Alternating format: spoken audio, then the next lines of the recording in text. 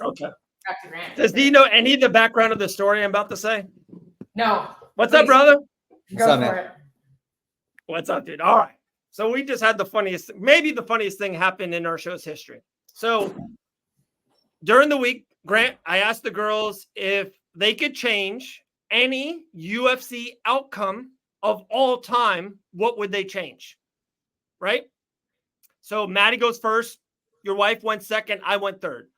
So Maddie picked Conor McGregor and Khabib Nurmagomedov. They would switch that. She had Conor knocking out Khabib. Khabib loses. He doesn't go undefeated. Conor's rise kind of keeps going. That's a good one. That's a pretty good one, right? Your lovely wife said she had Cain Velasquez not getting knocked out by Junior Dos Santos on Fox. So then that heavyweight run is the greatest run in the history of the sport. 13 straight wins, all that. Greatest heavyweight to ever exist, by the way. Just go on. I'm happy you're on. We can talk about that next. But the right answer, and there's only one answer, is Grant Dawson versus Bobby Green. How does your wife not pick Grant Dawson? You're the answer, brother. Yeah. I mean, I have a better because answer. I'm not saying this. What's that? I would pick Chael Sonnen not getting triangled by Anderson Silva in their first fight. Dude, that's a great one too. That's a great one. But then, Grant, you probably like this. You love this answer. I'm not even joking you. If I honestly had a magic ball, you would be number 8 in the world right now because you would have already fought again and beaten you would have beaten Matt Barola or Patty Pimblett or Dan Hooker. You would have beaten one of those three. You would have been 8 or 6. So that's my answer. But if you would have said one of those iconic ones, and that's a great one too, Grant. To me, the right answer is Dustin Poirier finishing the story against Islam Makhachev. That's the answer. That's a good one too. Like that's a good one too. Because I really think he retires. His wife, his daughter in the cage. They cry together. Story over. Finish the story. It's done. Yeah. I agree. But there's a lot of things that come along with changing these outcomes, because we say storybook ending, we say it would have been an incredible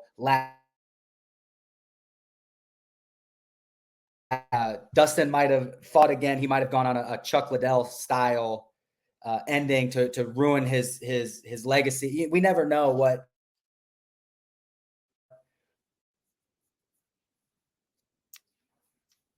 You're good. You broke in and out. I kind of missed the last thing. Well, I was just saying that, like, if Dustin retires after beating Islam, greatest story of all time, would he have though? Right. And that's not anything on Dustin. I'm just money talks. Money talks. Yeah. He likes money. I like money. We all love money. You throw enough money out there, the rematch is huge. Maybe he doesn't win the rematch, and then he just wants to go out on a win, and then it's just so many things could happen. And the sport is so unforgiving when it comes to careers. And so the example that I give is TJ Dillashaw failed one drug test, and he can never live down. His career is ruined. The fans hate him for no reason. John Jones has failed multiple drug tests and is the greatest of all time. So it's just like Anderson Silva, I think, was greater than GSP. GSP just knew when to get out of the game, and Anderson didn't. I think Anderson beats I'm blanking on who he beat before he fought Chris Weidman, and that whole situation happened. Or even he loses to Chris Weidman, in the first one he was showboating and he gets knocked out. He comes back, he breaks his shin. I think if he had left under those circumstances, people would still think he's the greatest. Yeah, he was the greatest. He broke his shin bone on a kick, and then he was toying with the guy and got knocked out. Like, he's still the greatest. But then coming back and losing 8 fights or whatever it is. I think a better question you can ask on the show is, if you could snap your finger and change one rule of MMA, anything, what would it be? Ooh, if I can change one rule.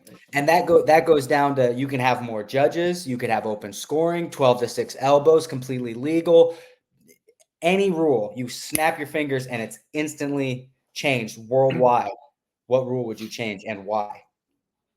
The first thing it's such a good question, brother, and let's run with it. The thing that just pops in my head right away is open scoring.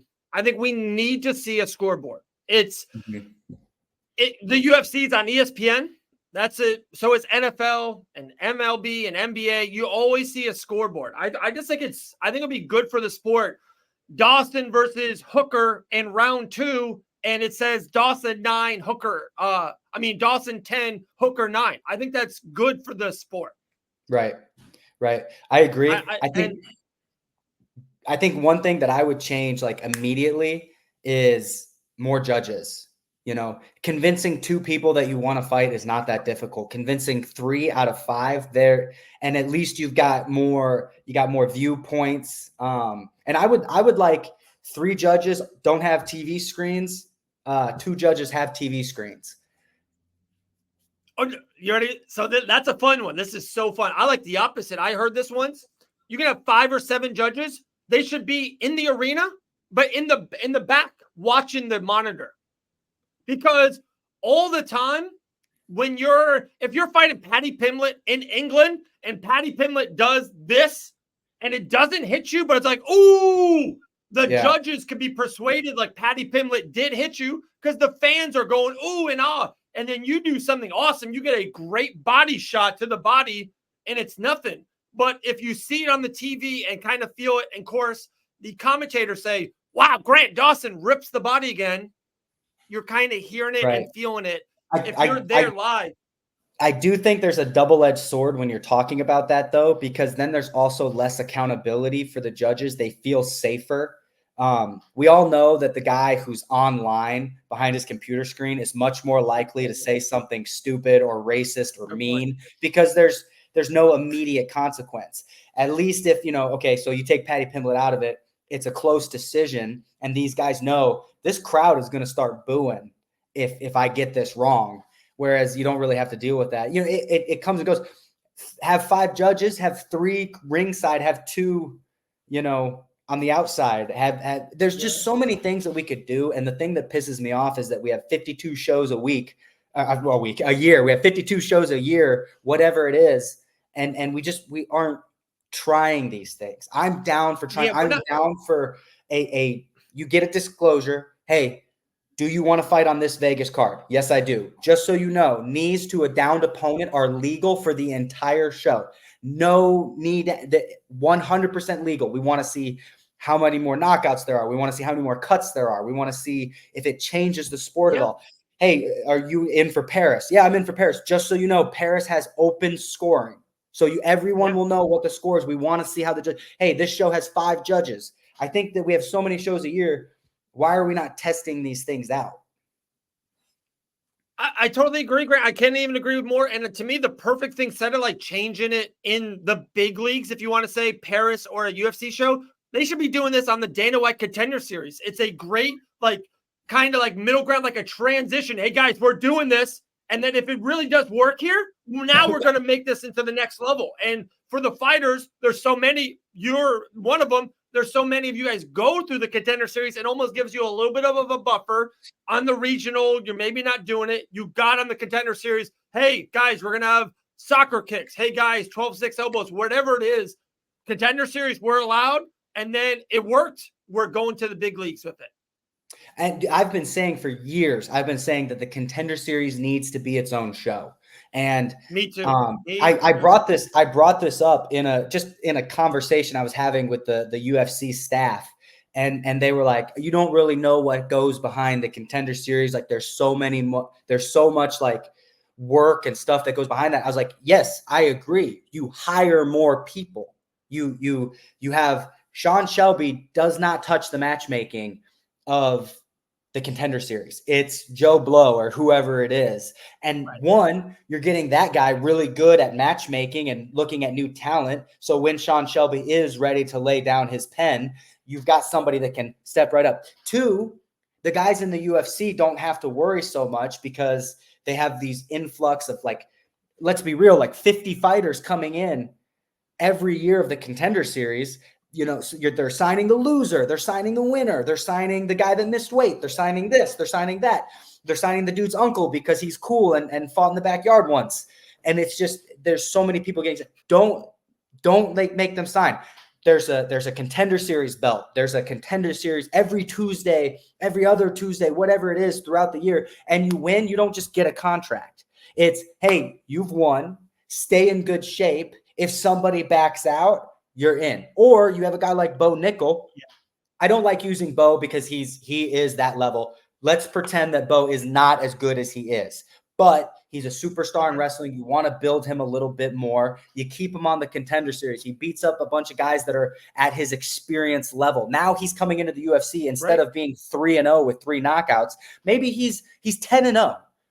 God forbid he's 10-1. He's got that experience. He's got that. Yeah. I've lost before. Yeah. I've done this. I've got the belt. I've fought 5 rounds before. Get him in that little bit of experience, and then you've got more room to sign these wrestlers that you want, or these WWE guys.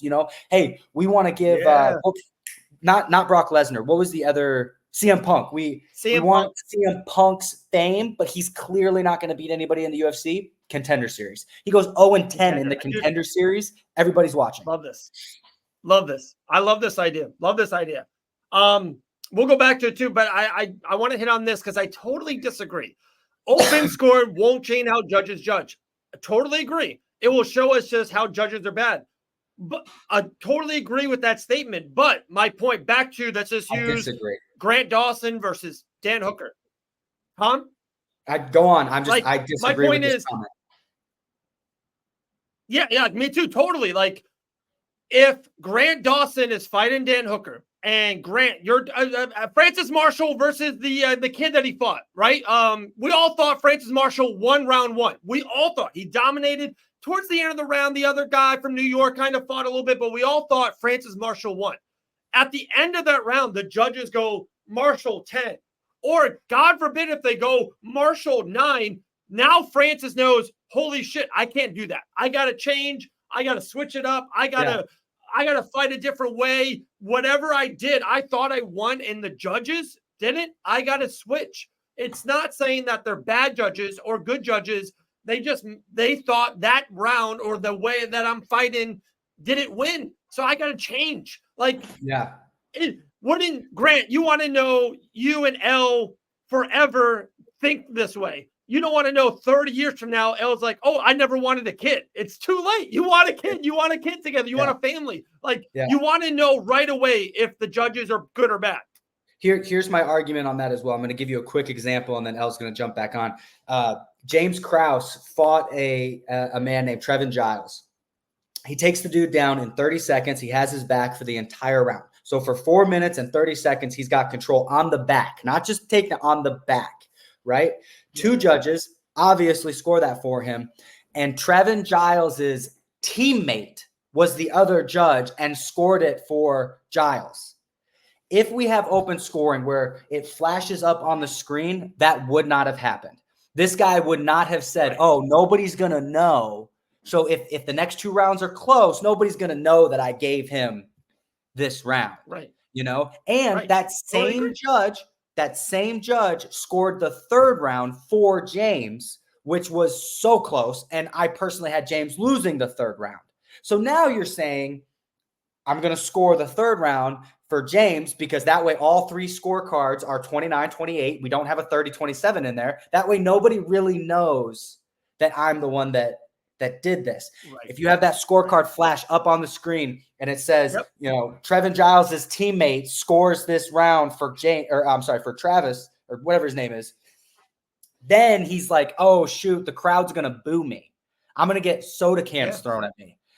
This is why I can't be a judge. If Dakota is fighting Khabib Nurmagomedov and I'm one of his judges, he's getting 10-8s across the board. I don't give a fuck.